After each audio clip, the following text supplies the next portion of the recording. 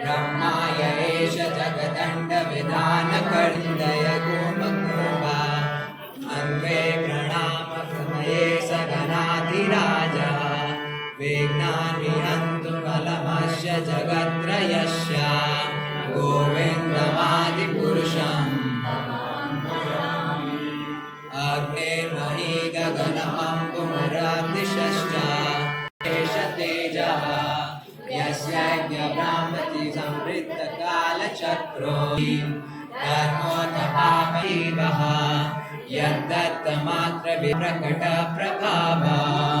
गोविन्दमादिपुरुषम् यस्त्वेन्द्रगोपमथवेन्द्रमहोषकर्म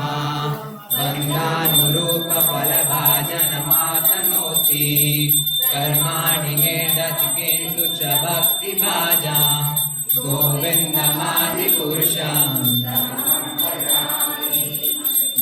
बहिः सञ्चित्य तस्य सदृशिं तनुमां पुरेते गोविन्दमादिपुरुषम् श्रिया पुरुषा कल्पतरवो ध्रुवा भूमिश्चिन्तामणि गणमैलोऽयमृतम् तथा गमनमतीवं शिवियसखी चिदानन्दं ज्योति परमपि सत्यमपि